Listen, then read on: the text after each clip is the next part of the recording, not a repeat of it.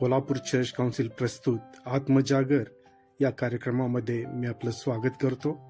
पहिल्यांदा ऐकूया एक सुंदरसं गीत.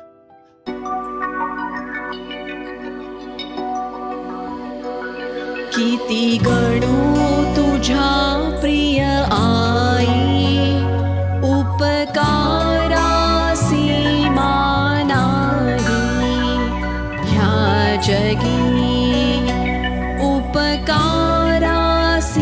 मानाही ह्या जगी. मी दुर्बळ पंगू अल्पा, तव हृदयाचे मधुतल्प. तै मला मधुस्तन्य तुझे मम अन्न, तू गणिशी मजला प्राण. आपुला उपवास किती जागरणे, अश्रूंची तारे आहा मज पाय, आहा मज पायी. तव शरीर नच अर्धेही राहिले, किती गणू तुझ्या प्रिय आई, उपकारासी मानाही ह्या जगी.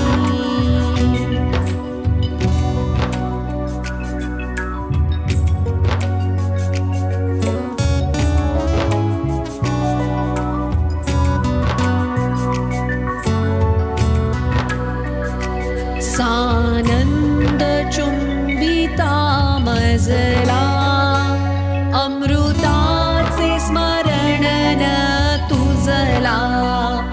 माऊली मी हसता जणू तुझ पुढती, चंद्राची उगवे पंक्ती.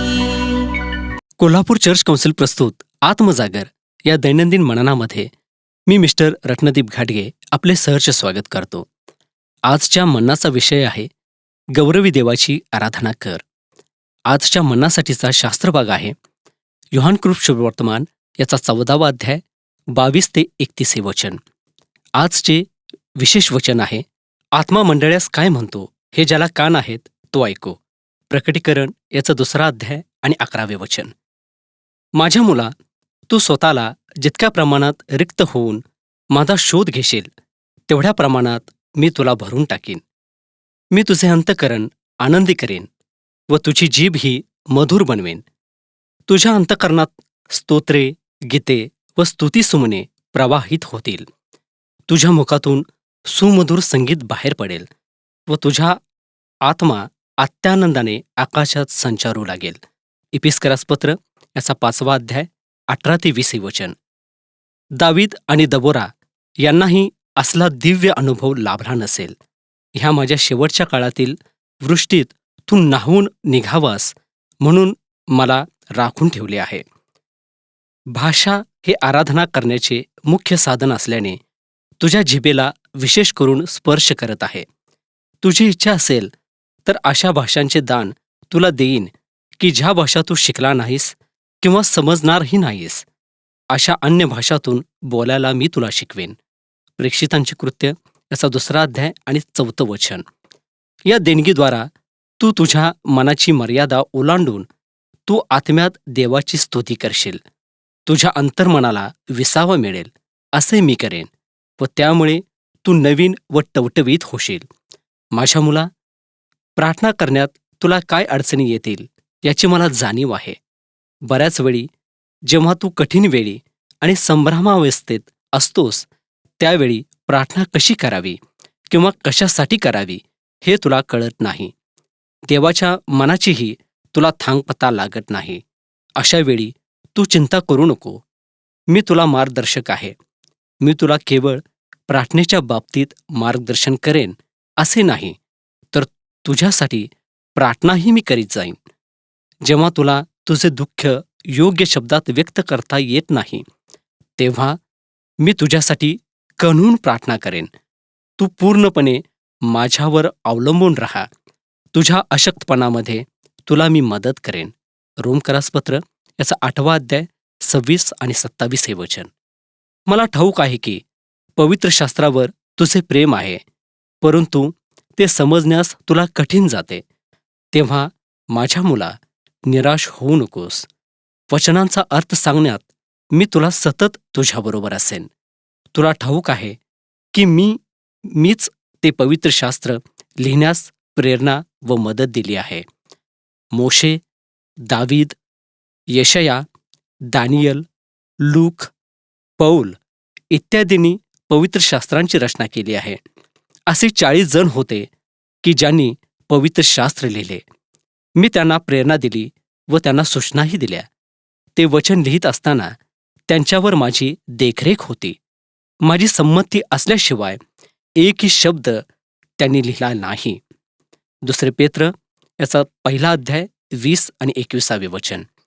अशा परिस्थितीमध्ये माझ्याशिवाय दुसरे कोण या वचनांचे समाधानकारक स्पष्टीकरण देऊ शकेल? म्हणूनच देवाच्या पुत्राने मला सत्याचा आत्मा असे संबोधले. तुला पूर्ण सत्यामध्ये घेऊन जाण्यास मी बांधील आहे. योहान कृष्णवर्तमान 16 अध्याय आणि 13 वचन. आपण प्रार्थना करूया. पवित्र गौरवी बापा, तुझ्या नावाला मी धन्यवाद देतो प्रभू परमेश्वरा, की प्रभू परमेश्वरा तुझ्या वचनाद्वारे तू नेहमीच आम्हाला बोध करतोस. प्रभू परमेश्वरा, पवित्र शास्त्र हा तुझा शब्द आहे आणि प्रभू परमेश्वरा त्या वचनाद्वारे, त्या शब्दाद्वारे तू आमच्याशी बोलत असतोस. प्रभू परमेश्वरा, तुझे ऐकणं हे किती महत्वाचं आहे, कारण प्रभू परमेश्वरा तू प्रतिदिवशी, प्रतिवेळी प्रभू परमेश्वरा तू आम्हाला बोध करतोस. तुझ्या वचनाप्रमाणे चालण्यास, बोलण्यास तू आम्हाला शिकवतोस.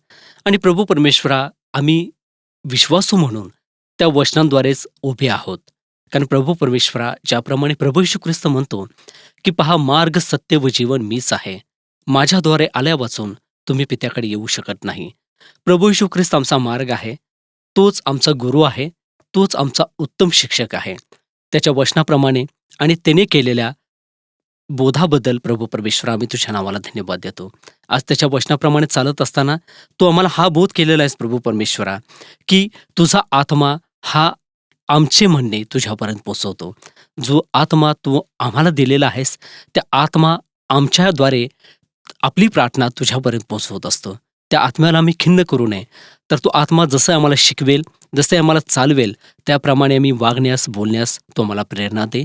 आणि प्रभू परमेश्वरा, या वचनाद्वारे तू पुन्हा एकदा आमच्याशी बोल. ही प्रार्थना विनंती आमचा धन्यतारक प्रभू येशू ख्रिस्त याच्या प्रिय आणि गोड नावामध्ये किन म्हणून ऐक बाप्पा.